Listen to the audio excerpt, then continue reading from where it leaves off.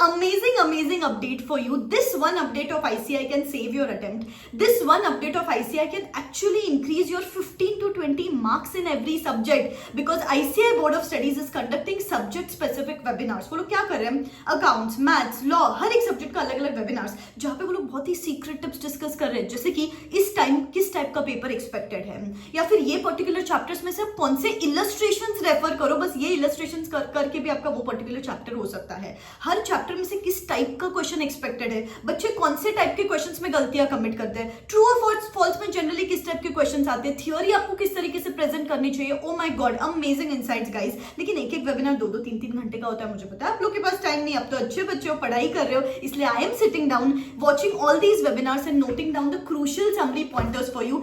एक एक पॉइंट इतना इंपॉर्टेंट है बेटा कि एफर्टलेसली आपके हर सब्जेक्ट में 10 से 15 मार्क बढ़ सकते हैं। इस वीडियो में मैं अकाउंट्स के बारे में डिस्कस करने वाली हूँ, लॉ, इकोनॉमिक्स, मैथ्स, जैसे जैसे वेबिनार्स अपलोड होते रहेंगे I will watch them and put the summaries on this channel. तो चैनल को सब्सक्राइब करके रखना और बेल आइकॉन हिट करके रखना बिकॉज बहुत ही amazing insights I am telling you, आपका अटेम्प्ट सेव हो सकता है और एफर्टलेसली आपके मार्क्स बढ़ सकते हैं। तो प्लीज सब्सक्राइब करके रखना, बेल आइकॉन हिट करके रखना। तो सबसे पहली चीज उन्होंने यहाँ पे ये बताई कि अकाउंट्स में 2 पिलर्स पे पेपर चलता है, कॉन्सेप्चुअल क्लैरिटी और रिटन प्रैक्टिस। तो कॉन्सेप्ट्स आपके बहुत अच्छे से हुए रहने चाहिए और उसके साथ साथ प्रैक्टिस। हमने देखा है कि बच्चे 2-3 स्टेप्स लिख के ब्लैंक फील करते हैं, ब्लैंक पेजेस छोड़ के आते हैं, तो इट्स वेरी इंपॉर्टेंट कि रिटन प्रैक्टिस करो अभी चीजों की। नेक्स्टली उन्होंने बोला रेक्टिफिकेशन ऑफ एरर्स। ये चैप्टर इसमें से मैक्सिमम हर अटेम्प्ट में क्वेश्चन पूछते हैं। अभी आपको इसमें से कुछ प्रैक्टिस करना है तो इलस्ट्रेशन 7 और 8 से इतना डेप्थ में उन्होंने बताई चीजें। इलस्ट्रेशन 7 और 8 करो और प्रैक्टिस क्वेश्चन नंबर 1 और 4 ये भी कर लोगे तो भी आपका पूरा चैप्टर खत्म हो जाता है, उन्होंने ऐसे बोला। फिर दे सेड कि do the studies in depth, जैसे कि कैरेज इनवर्ट्स है, सपोज इस पर से एडजस्टमेंट पूछा है तो ट्रेडिंग अकाउंट एक्सपेक्टेड है, मैन्युफैक्चरिंग अकाउंट एक्सपेक्टेड है, what is asked in the question उस हिसाब से ड्रॉ करो, तो अपन रैंडमली कुछ भी लिख के आते हैं एग्जामिनेशंस में। उसके बाद उन्होंने बोला कि ट्रू और फॉल्स में जनरली हम लोग कैपिटल या रेवेन्यू एक्सपेंडिचर पर से क्वेश्चंस पूछते हैं और बच्चे यहाँ पे कंफ्यूज हो जाते हैं। तो प्लीज बेटा ये सिली मिस्टेक्स मत करो, यहाँ पे भी थोड़ा सा आप ज्यादा से ज्यादा प्रैक्टिस करोगे चीजों की तो ये भी क्वेश्चंस आपके अच्छे से अटेम्प्ट हो जाएंगे। डेप्रिसिएशन में उन्होंने बोला इलस्ट्रेशन 6, 7, 8, 9 अगर आप ये चारों करोगे तो ज्यादा अच्छा है। अभी यहाँ पे जनरली गलतियां होती है provision of depreciation account and machinery disposal account, ऐसा कुछ बनाने बोलते हैं और यहाँ पे बच्चे जनरली गलतियां कमिट करते हैं। एमटीपी 1 में उन्होंने इस पर से क्वेश्चन पूछा है, उन्होंने बोला एमटीपी सॉल्व करो, आईसीएस सेक्शन वाइज वेटेजेस के हिसाब से भी स्मार्ट प्लानिंग करो। गाइस प्लीज, मुझे पता है आपको ब्लैंक फील होता है, मैम क्या करे कैसे करे कुछ समझ में नहीं आता, तो सेक्शन वाइज वेटेजेस के हिसाब से सिलेक्टेड चैप्टर्स करो और स्मार्ट स्टडीज करो। अभी जैसे कि मेरा लास्ट मंथ वर्कशॉप चल रहा है वहां पर मैं यही करती हूँ बेटा। I studied all the ICR TPs, MTPs, past attempt papers, section wise weightages study करके I understood that there are just selected chapters. सिर्फ ये सिलेक्टेड चैप्टर्स करके स्मार्ट स्टडीज करके अपन अब तक एग्जामिनेशंस क्लियर कर सकते हैं। इतने सारे बच्चे जो 10-10 दिन में 2-2 सब्जेक्ट खत्म कर पा रहे हैं और उसके साथ पेपर्स भी दे रहे हैं बिकॉज इस वर्कशॉप में आपको free full syllabus test series भी मिल रही है। यस, हर सब्जेक्ट के 2 full syllabus papers along with evaluation. We pin point your mistakes so that you understand कि आपकी गलतियां कहां हो रही है। एवरी सिंगल डे मेरे साइड से आपको बूस्टर ऑडियो नोट मिलता है जिससे you stay pumped up and charged up in this last crucial month before examinations. बेटा अभी तक 15 डेज बचे हैं।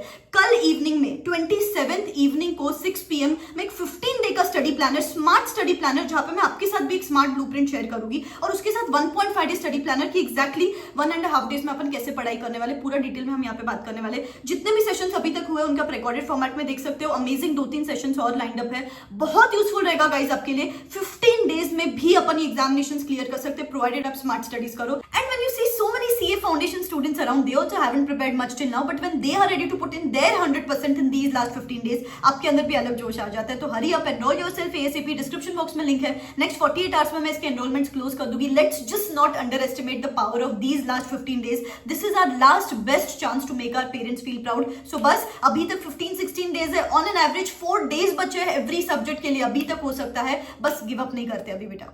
उसके बाद उन्होंने बोला बिल्स ऑफ एक्सचेंज में हम जनरली अकोमोडेशन बिल्स पर से क्वेश्चंस पूछते हैं।